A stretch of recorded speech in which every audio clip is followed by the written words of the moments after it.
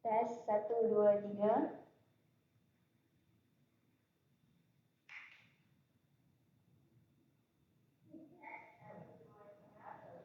Ya.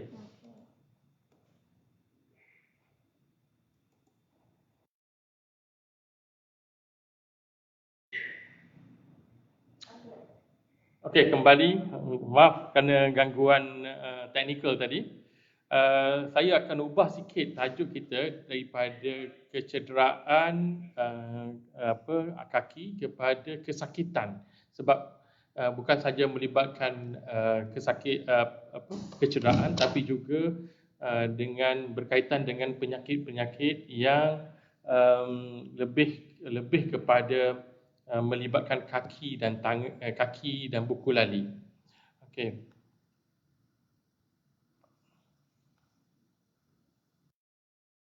Okey.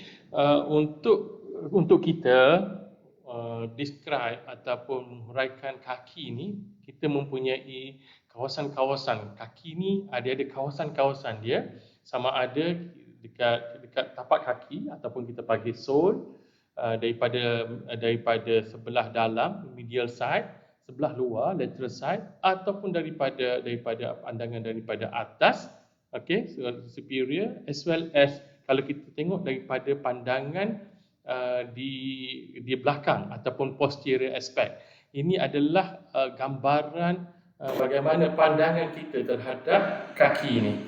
Okey, bagaimana yang saya cakap, kita nak tengok kesakitan tu kita boleh pinpoint ataupun kita boleh letak exactly kat mana sakit, yang memudahkan kita untuk kita tengok atau untuk mencari apakah penyebab daripada kesakitan di kaki tadi.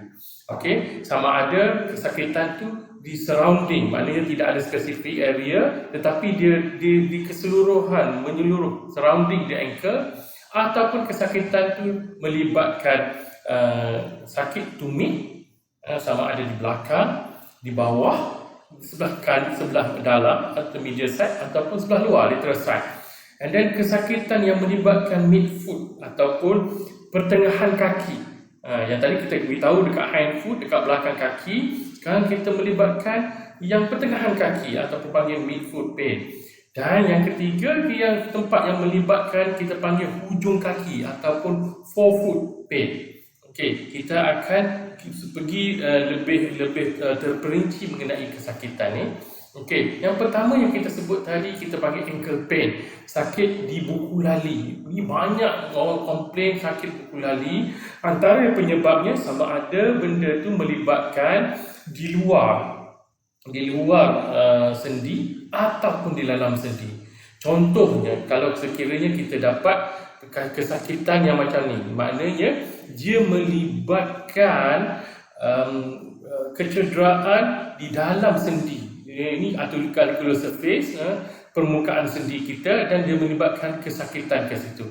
Ataupun kalau dia melibatkan satu di dalam sendi kita juga, dia boleh ada kita panggil loose body, biji-biji yang bergerak dalam sendi kita yang boleh juga menyebabkan kesakitan. Yang ini perlu kita keluarkan supaya dia tidak mengganggu pergerakan sendi kita.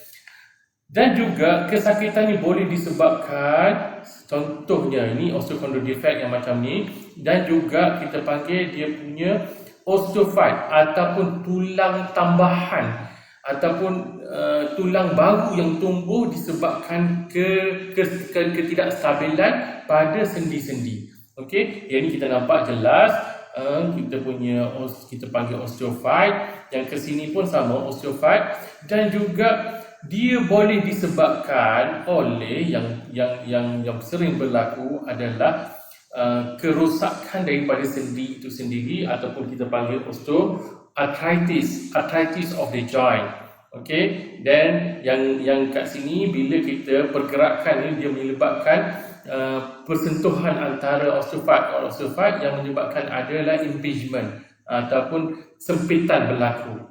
Okey, ini adalah antara penyebab-penyebab yang menyebabkan ankle pain. Okey, untuk heel pain kita akan uraikan mengikut lokasi-lokasinya.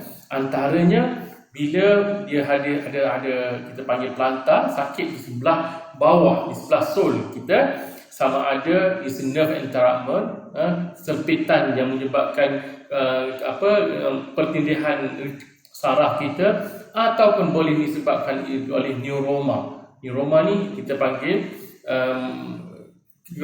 kita punya saraf tu dia ada gumpalan pada tu dan menyebabkan dia sedikit sensitif. Okey, ataupun dia kat plantar ni bila kita ada sakit yang kita panggil sharp pain ataupun itchiness, dia mungkin disebabkan oleh penyakit yang kita panggil plantar fasciitis ataupun heel pad syndrome, plantar warts ataupun calcaneum stress fracture. Bergantung kepada sebab dia. Kita akan discuss lebih lanjut.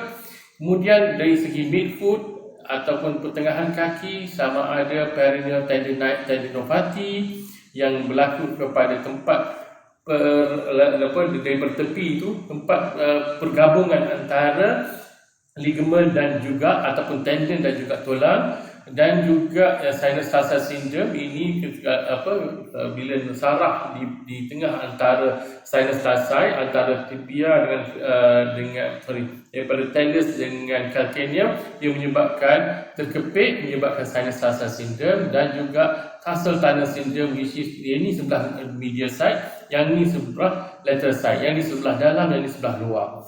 Yang di sebelah belakang pula kita ada penyakit, kalau dalam kanak-kanak dia berlaku, kita panggil Sever's disease ataupun calcanea acrofasciitis. Calcanea acrofasciitis ni benda yang selalu berlaku pada kanak-kanak.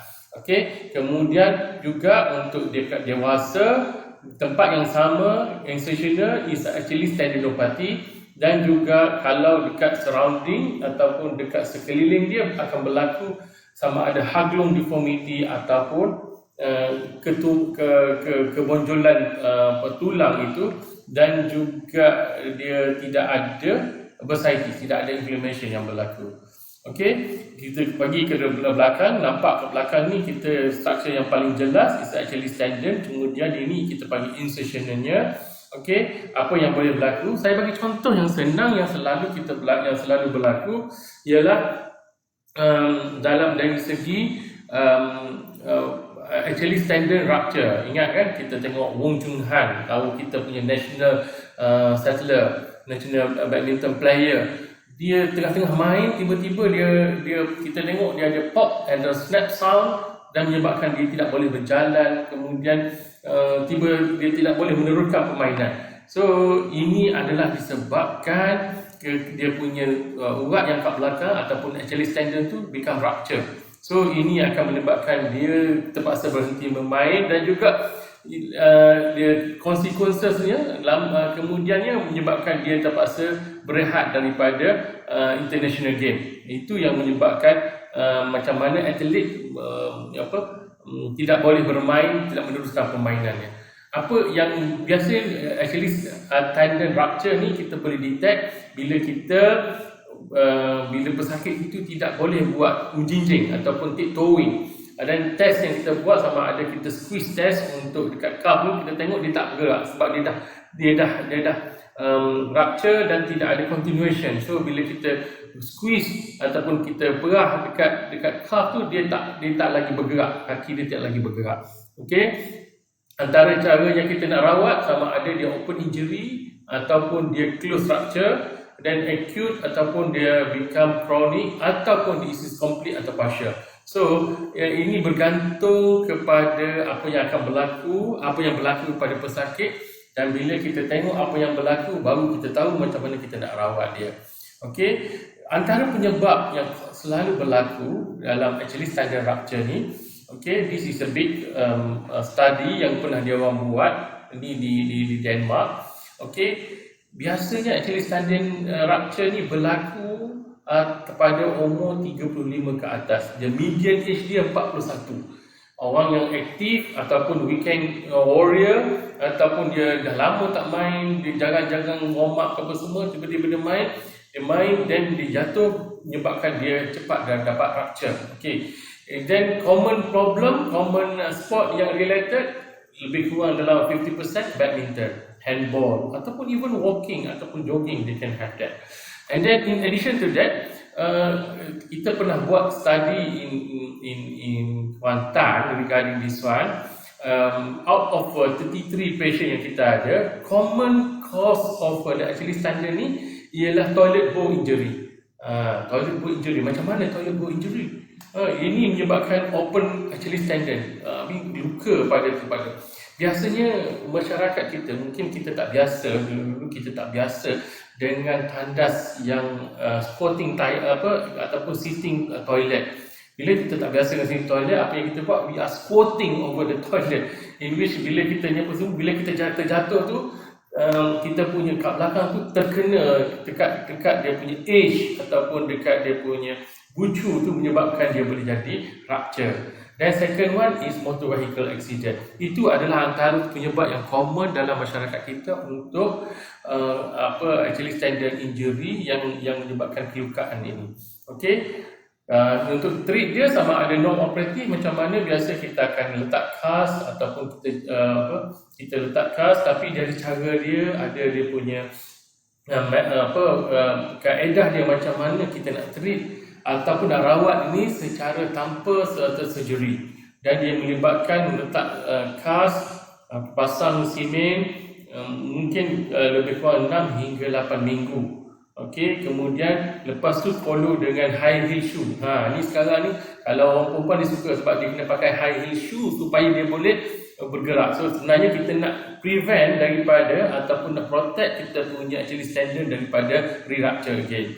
Okay, non-operative ni advantage dia tak ada surgical risk, and then low cost, kemudian they have less time loss. Tapi ini pun tak semestinya sebab kita tak allow dia bergerak seawal mungkin sebab kita bimbang takut benda tu re-rupture.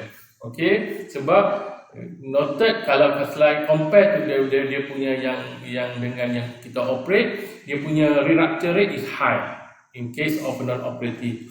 And then satu lagi is a lengthening of the heel tendon.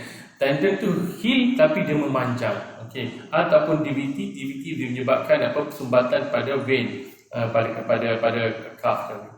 So, surgery apa yang kita buat sama ada kita buat percutaneous, okey, yang sebelah kanan ni kita buat percutaneous. Nampak dia ada dot, ada 4 dot je macam tu. Kemudian yang setelah ni kita nak tengok open, macam mana bila kita buat open, macam mana ular macam tu. So this is going to be scar. Scar is important especially for us. So kalau kita boleh buat minimal invasive surgery, is going to be much better in term of cosmesis. Maknanya dari segi dari segi kosmetik, dia kadang-kadang tak acceptable, besar sangat scar dia apa semua. Lagilah kalau patient ataupun sakit yang ada hypertrophic scar ataupun keloid, ataupun yang bila kita sentuh je kulit dia boleh menyebabkan satu dia punya scar ataupun parut dia membesar apa semua. Contohnya bila kita buat open surgery, dia beberapa teknik yang kita guna, sama ada dia punya incision tu besar ataupun kita kecilkan sikit. Cuma still kita kena open besar, and then the problem is sebab tempat yang kita buat ni dia blood supply dia tak bagus sangat. Itu yang masalah dia. Dia tak bagus sangat, dia menyebabkan bila tak bagus sangat, dia menyebabkan healing pada tempat tu kadang-kadang dia makan masa. Okey. Yang kita selalu buat, kita guna ada alat yang kita panggil kita minimal invasive surgery, in which kita guna ni alat ni, dan kita letak dia punya benang untuk kita repair, dan kita tarik dia dengan wound ataupun luka yang lebih kurang dalam 2 cm, 3 cm, kita boleh repair sebagaimana yang kita buat kepada yang open teknik tadi. Cuma masalahnya yang minimal invasive surgery adalah sesuai untuk yang acute rupture saja. Acute rupture maknanya yang baru. Kalau lebih daripada 3 minggu, biasa kita akan advise untuk open balik atau untuk buat open surgery. Okey. Ini chronic rupture. So problem chronic rupture ni kadang-kadang dia commonly kita terlepas pandang ataupun miss during the initial assessment. Okey, so bila ni apa semua dia ada teknik yang kita buat, kita terpaksa buka dan buat reconstruction properly untuk kita dapat gain balik dia punya power dekat belakang tu. Okey, masalah lain untuk heel posterior ni adalah seperti kita panggil incisional, macam ni kan. Dia kebengkakan, dia inflame, dia menyebabkan sakit. Ni is a non-incisional tendinopathy. Okey, sorry. Dia kebengkakan kat sini. Satu lagi is incisional yang berlaku dekat bawah. Yang ketiga is yang ni kita panggil retrocalcaneal bursitis. Dia jadi bengkak dan juga dia inflame. Itu yang berlaku. Ada satu lagi is kita panggil Haglund deformity. Haglund deformity ni sama ada dia datang sekali dengan retrocalcaneal bursitis tadi, yang kebengkakan tadi, ataupun dia datang dengan sendiri tanpa bursitis tadi, tanpa inflammation, cuma dia akan dapat penonjolan di bahagian belakang. Ini juga perkara yang biasanya kita akan cuba rawat, terutamanya pesakit yang selalu pakai kasut ataupun yang pakai boot, yang bekerja tanpa boot. Biasanya pasien akan datang komplain dia sakit kat belakang tu, dan kita insya-Allah kita akan cuba tolong untuk reducekan swelling dia, ataupun kita buang benda tu dan kita tanam balik actually tendon tadi pada tempatnya supaya dia boleh pakai kasut dengan dia properly. Okey, ini untuk kanak-kanak biasanya kita panggil severe disease, dia akan datang sakit tempat tu. Kadang-kadang kita tengok, kita kena buat x-ray properly supaya kita boleh tengok ada tak dia punya ni, ataupun ada crack kat sini yang boleh berlaku menyebabkan pasien akan sakit. Ini untuk biasanya adolescent yang suka main. It's a part of kita panggil growing pain, sakit semasa dalam pembesaran dia. Okay, about calcaneal spur. Okay, sekarang ni orang sibuk kalau dia ada buat x-ray, dia tengok ada calcaneal spur kat sini. Oh, dia kata ni menyebabkan sakit. Sebenarnya itu tanggapan yang tidak berapa tepat, kerana tak semestinya calcaneal spur ni boleh menyebabkan yang ni calcaneal spur ni kadang-kadang dia boleh menyebabkan kesakitan pun. Cuma yang penting bagi ni kita kena faham bagaimana dia boleh menyebabkan kesakitan. Bagi contohnya kan ni. Ini kita panggil plantar fasciitis. Dia punya plantaris kat sini. Dia punya plantar fascia. Kemudian kesakitannya berlaku lebih kurang dalam 1 cm dan 2 cm daripada calcaneal, daripada incision. Ini disebabkan penyakit sendiri, bukannya disebabkan kebetulan. Melainkan sekiranya berlaku kepatahan ataupun fracture pada spur, itu pun boleh menyebabkan kesakitan. Yang satu lagi, the heel spur ni kadang-kadang dia boleh menyebabkan saraf kita, ada saraf kecil yang lalu ke bawah tu dia terkepit. Itu juga boleh menyebabkan kesakitan. So doktor akan cuba melihat secara ni apa semua untuk mengetahui apakah penyebab sebenar kesakitan bila kita ada sakit. Tak semestinya bila kita sakit tempat ni dia adalah plantar fasciitis. Dia mungkin disebabkan oleh perkara lain. Contohnya macam ni kan. Kita dah tengok, ingatkan dia punya calcaneal spur, rupanya dia ada stress fracture.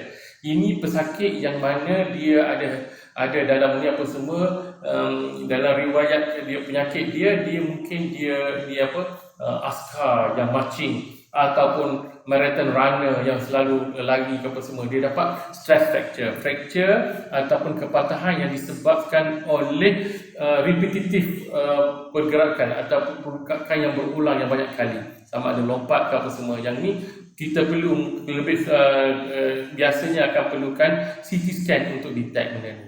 Okay, about lateral side, okay, we go laju sikit. Sama ada kita ada ni yang selalu anterior talofibular ligament yang biasa-biasa kita panggil sprain. Benda ni sama ada dia koyak separuh ataupun koyak penuh. Dan juga kadang-kadang kalau calcaneal fibula ni, yang ni kat bawah ni juga koyak, dia akan menyebabkan severity atau ketidakstabilan tu lagi jelas.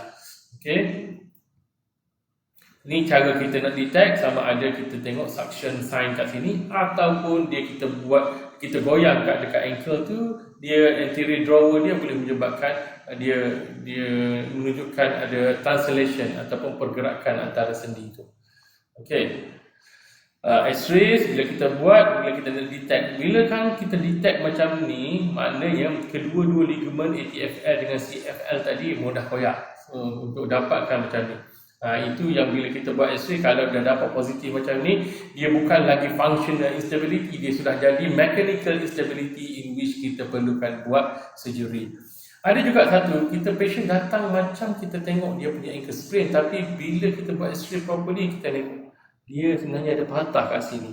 Ini kita panggil snowboard fracture, snowboarder fracture, which is that's why biasanya kalau patient tak boleh weight bearing ke ataupun patient ada ni, lebih baik kita buat X-ray to detect. Kita takut ada patah gini, kita kena treat macam dia patah. Ini simple sebab kita just buka tempat tu, letak satu skru, that's it. Dan insya-Allah dia akan sembuh.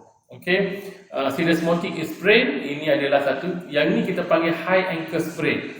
Di kaki yang tergeliat tapi peringkat atas ni dia boleh menyebabkan antara tulang dengan tulang ni lagi. Sama ada kita buat squeeze test ataupun abduction rotation test untuk detect dia punya atau untuk nak mengetahuinya. Kalau chronic syndesmotic instability, bila kita buat macam ni, bila kita cuba correct, letak proper position, dia akan ada gapping antara tulang tibia dengan fibula kita. Maknanya ligament kat sini ataupun syndesmotic ligament kat sini sudah koyak. Okey. So kalau kes-kes macam ni dah jadi kronik, biasa kita perlukan reconstruction untuk letak di balik apa semua. Contohnya macam ni, sama ada kita letak wire dengan plate ataupun biasa kadang-kadang kita shift benda ni, repair dia balik dan letak screw. Depend pada condition yang kita detect pada masa tu, sebanyak mana dia kronik dia. Okey. So sinus tarsal syndrome ini adalah kesakitan sebab lateral ni dia selalu juga berlaku disebabkan oleh antara kita punya tulang talus dengan calcaneum tu, dia sudah ada pergerakan, dia menyebabkan dia impinge kita punya ataupun nerve ataupun juga kita punya tempat vessel yang kat tengah-tengah tu. Okey, peroneal tendon pathology over lateral side ni kita nampak jelas dia punya peroneal tendon dislocation. Okey, bila dia ada dislocation ataupun dia tear ataupun become chronic tendon instability, this kind of patient memang need surgery. Sometimes patient datang problemnya dia rasa sakit kat tu kadang. Then kita kena check, tengok buat examination properly untuk detect sama ada betul-betul dia peroneal tendon. Kadang-kadang dia tak nampak sangat, cuma bila kita detect dia ada tendinosynovitis apa semua, dan kita boleh detect, maybe we need MRI untuk detect dia punya condition tu. Okey, yang medial side, yang medial side ni banyak lagi benda yang kita ni apa semua. Kerana dekat medial side ni dia punya saraf dan juga tendon dia berselerak kat bawah ni. So dia akan melibatkan banyak penyakit yang boleh didetect. Okey. Yang ni sama ada ligament, okey, ni kita panggil deltoid ligament ataupun spring ligament kat depan ni. Okey.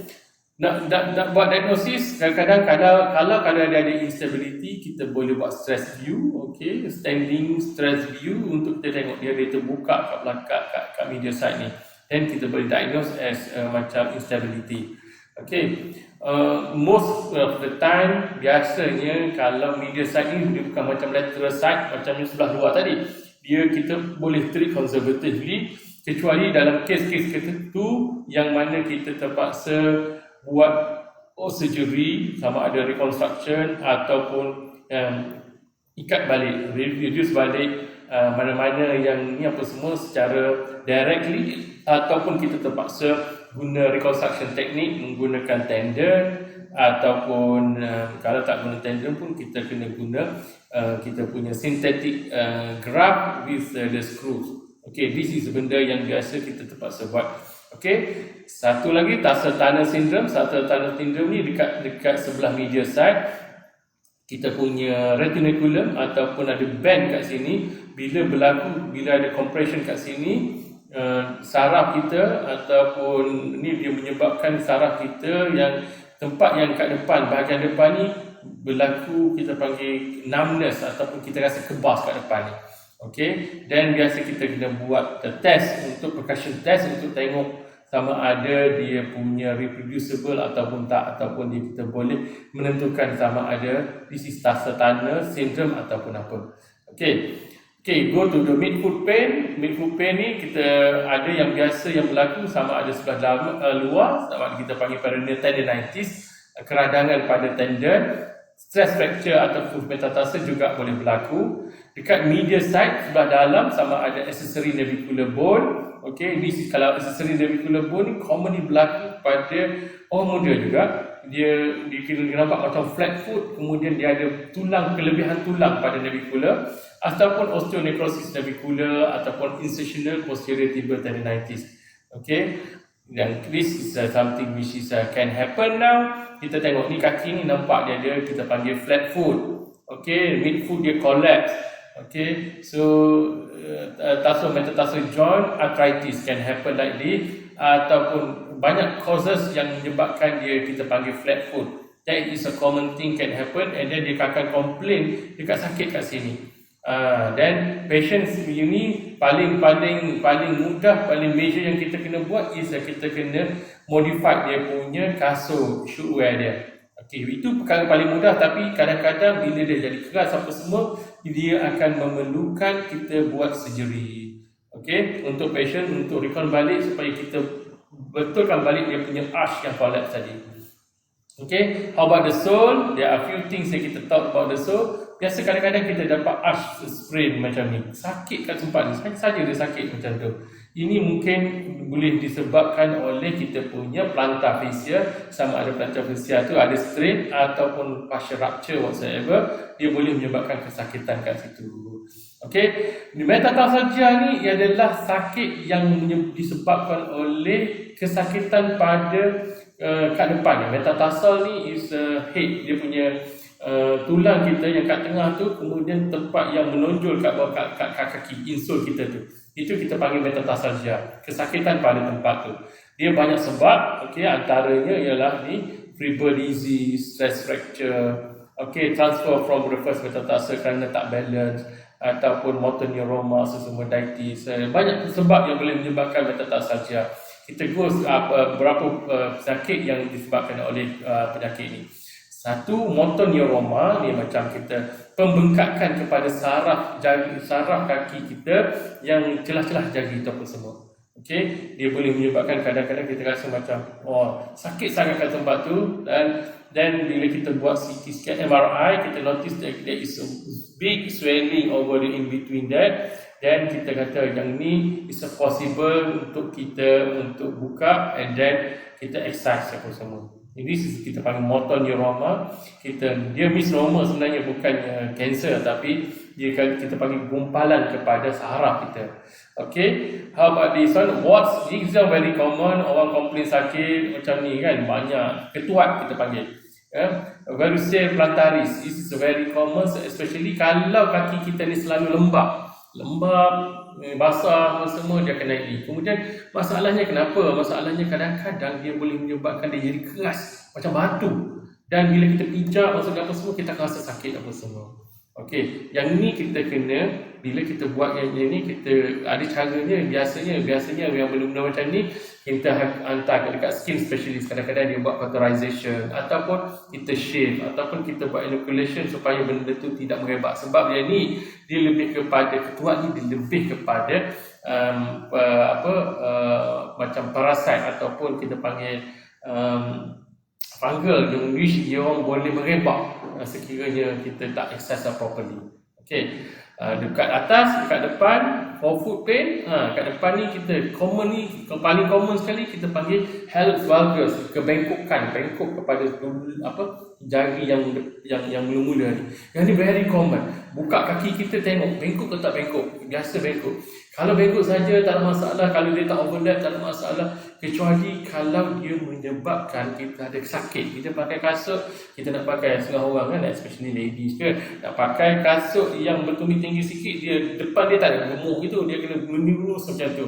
Cantik kan sikit kan. Dia menyebabkan kaki kita akan kesakitan pada tempat sebelah luar tu. Dan dia boleh menyebabkan kita panggil bunion. Bunion ni dia macam bursitis kat sini, dia akan membengkak. Okey, itu satu. Yang kedua, hallux rigidus. Ketiga, rheumatoid arthritis, and as well as macam susumoditis ataupun degenerative arthritis. Okey, sorry. Cepat pula. Okay, rheumatoid arthritis itu common, tapi commonly kalau orang tu ada rheumatoid arthritis, dia orang punya jari-jari pun dah overlap apa semua, kemudian kat bawah dia ada prominent metatarsal head, dan dia datang dengan metatarsalgia, kemudian valgus pun ni apa menyebabkan dia sakit apa semua. Yang ni biasa kalau kita buat, kita kena buat bergantung kepada keperluan pesakit, sebab tak semua pesakit yang perlukan benda ni, tapi bila dia ada benda ni, dia perlukan untuk kita perbetulkan balik jari-jari dia supaya dia boleh berfungsi. Macam gini, kalau dia ada ni sangat, nak pakai kasut ke, nak suit ke mana-mana, footwear pun susah bagi dia. Okay, itu rheumatoid. Satu lagi, febrile infarction. Infarction ni kita tengok ni second tu ni dia jadi macam mati dah di kepala dia pun. Yang ni mungkin dari segi ni kita panggil dia disebabkan oleh jari metatarsal yang second ni terlalu panjang, menyebabkan ada tekanan kat situ.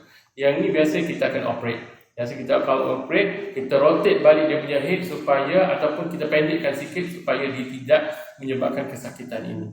Okey, hallux rigidus, kita cakap bahawa hallux rigidus sebenarnya jari ni apa semua, dia boleh menyebabkan dia punya osteophyte, tulang yang tumbuh kat sini, menyebabkan jari kita tak boleh nak dongak penuh ke atas. Itu juga menyebabkan kita punya jari kita menyebabkan kesakitan. So ini biasa apa yang kita buat, kita tengok severity ataupun dia punya sendi ni. Kalau sendi ni masih baik apa semua, biasa kita akan buat kita panggil chilectomy, ataupun kita remove yang ke atas ni saja. Yang remove yang ke atas ni saja. Dan kita tengok dia boleh dongakkan dah dia punya ibu jari tu dah cukup. Biasa simptom yang bermula sekali bila kita tengok dia tak boleh nak jadi keras, dia tak boleh nak dongakkan apa semua. Satu lagi kemungkinan kita perlu, kalau dia punya severe, kita perlu rotate dan juga pendekkan supaya kita dapat mobilize kita punya ibu jari tadi. Okey. Yang ni sama juga apa yang kita buat. Dalam severe case, sometimes orang akan gunakan replacement. Kita tukar sendi dia ataupun kita fuse joint dia terus supaya dia tak bergerak. Ini dalam kes-kes yang menyebabkan dia kesakitan yang sangat. Okey, tafto kadang-kadang kita boleh dapat kita punya sesamoid kat sini ataupun grade tu apa semua dia rupture kat bawah sini. Ini juga satu kes yang menyebabkan yang perlukan, biasanya kita cuba akan letak simen ke treat tak bagi pijak apa semua, hope for dia untuk dia sembuh sendiri. Tapi kalau tidak, kita terpaksa juga operate dan cuba buat reconstruction balik pada tempat tu. Okay, splaying digit is very common, especially kalau elderly ataupun dia ada diabetes, dia bertindan ataupun dia akan jadi crooked ataupun dia dah jadi bengkok-bengkok apa semua. Dia ada penyebab dia, tapi biasanya kita punya tendon kat sini kadang-kadang dia combine, dia share tendon yang sama. Apa yang kita buat, biasa kita kena betulkan balik dan repair balik tendon yang kita buat tadi. Okey, itu kita panggil antara perkara yang selalu berlaku apa semua. Okey, di samping tu juga kita panggil hemorrhagic. Hemorrhagic ni bentuk sama ada dalam hemato ataupun cloto ataupun meleto. This is a common that happen dekat ujung-ujung jari kita ni. Bila berlaku macam ni, biasa kalau dia sebenarnya lebih kepada macam mana? Kalau lebih kepada kosmetik. Okey, kalau lebih kepada kosmetik. Setengah orang tak suka tengok jari dia apa semua dan dia minta pembantuan kita. Cuma bila kita assess pesakit, kita tengok keperluan dia dan juga fungsi dia. Kalau dia menyebabkan macam tu, dia menyebabkan boleh dapat luka ataupun menyebabkan dia kesakitan dan dapat kasut tak boleh, then this is warrant hopeless ataupun dia jadi macam dah indikasi untuk kita operate untuk betulkan. Tapi sekiranya dia dah only benda tu crooked tapi dia tidak melibatkan, tidak menyusahkan dia apa semua, biasa kita akan treat conservatively ataupun kita tak perlu surgery. Sebab ini adalah perkara yang selalu sangat berlaku daripada kalangan masyarakat kita. Okey, dekat lateral side kita panggil bunion neck. Kalau sebelah tengah ni kita panggil bunion, kat sini kita panggil bunion neck. Common juga berlaku, dia akan jadi bengkak, kemudian sakit, dia prominent, pakai kasut susah apa semua. Okey, yang ini perkara yang biasanya kita akan address dengan surgery untuk kita shavekan kat apa semua dan tutup. Ini surgery dia sangat mudah. Biasa kita akan shave supaya dia tidak ada apa semua dan kita tutup balik. Itu saja. Okey, ini merupakan jari. Ini kita panggil necrochiroptosis, sama ada dia disebabkan oleh fungal infection ataupun yang paling common bagi kita panggil cekang kuku ataupun macam-macam lah. Sekarang orang panggil kaki jari sebayam lah ataupun cangkuk lah, whatsoever. Ini menyebabkan sebenarnya permasalahan dari segi kita punya habit kita bila kita kekat kuku. Dan apa yang kita buat biasanya kalau kita dalam keadaan severe, kadang-kadang kalau sebelah saja berlaku, kita akan buat, jadi mungkin kita buang tempat ni sampai ke tempat akar dia, kemudian kita biarkan supaya kita benda itu tidak berlaku, maknanya tidak recurrent balik. Kadang-kadang dia berlaku kepada dua-dua belah, sebelah kanan, sebelah dalam, sebelah luar. Yang ni kita panggil yang dia mencengkam dua-dua macam ni. Ini kita panggil inclusion nail. Cengkam dua-dua macam ni, biasa dia end up kita terpaksa buang terus kuku dan kita tak bagi kuku tumbuh. Okey, ataupun kalau kes-kes yang macam ni maknanya ada fungal infection dan apa semua, biasa kita akan advise, kita akan treat untuk fungal infection, kemudian tengok apa yang keluar, dan juga kadang-kadang kita terpaksa buang dulu kuku tu, kemudian menunggukan kuku yang baru keluar, ataupun kita perlu trim supaya kita overcome dia punya infection ke. Okey, antara treatment yang biasa kita dengar untuk kaki-kaki ni sama ada kita tak bagi dia pijak ataupun bagi crutches macam ni, okay, ataupun kita bagi walkers, dan yang paling simple sekali kita letak dia dalam cast supaya kita boleh maintain supaya dia tak bergerak. Okey, dan painkiller dan juga injection. Okey, untuk ankle, this is kita punya yang kita selalu war-warkan, iaitu untuk ankle brace. Ankle brace ni bagusnya kerana dia adalah functional. Functional ni maksudnya kita benarkan dia pergerakan yang kita nak, yang kita boleh biarkan, tapi untuk pergerakan yang tidak dibenarkan, kita stop. Okay, so this is a good thing about ankle brace, sebab sekarang ni apa yang kita nak sarankan supaya kita kalau boleh kita just immobilize ataupun minimum pergerakan tempat yang betul-betul sakit. Tempat yang lain kita tak nak bagi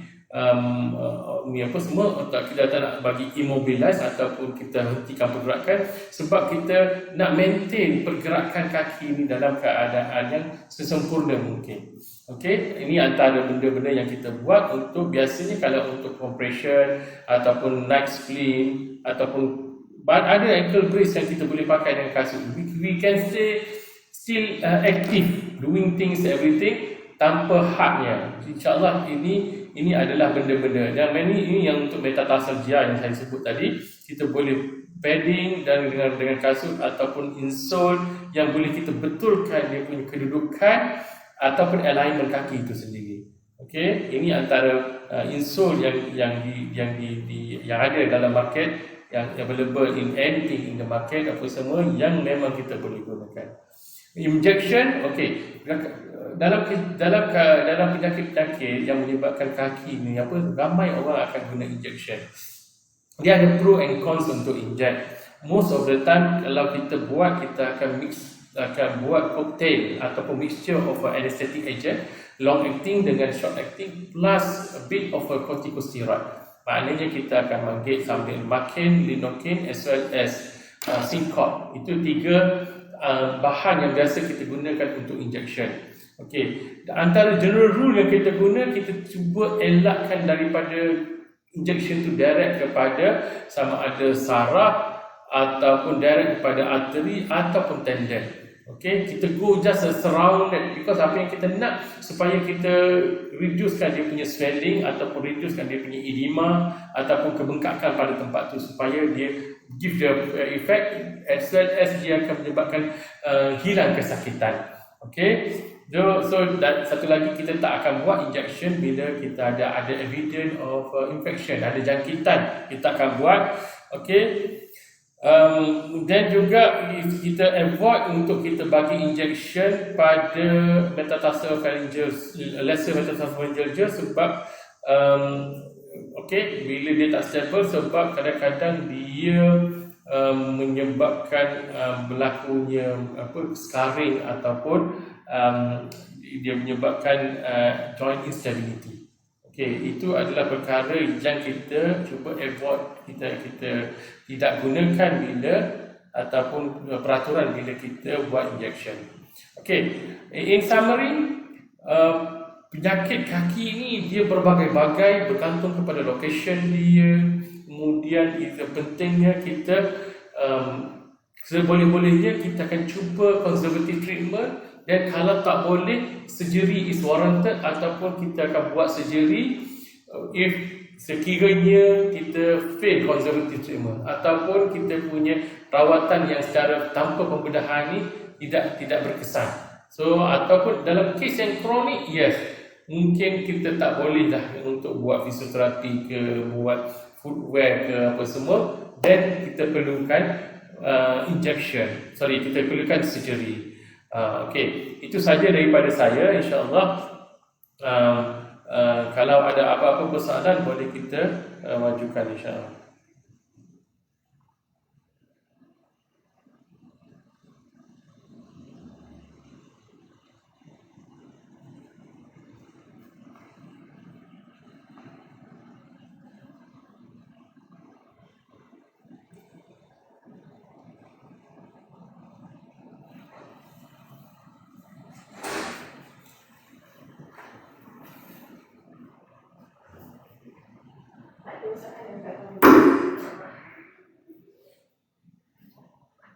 Pak, gimana?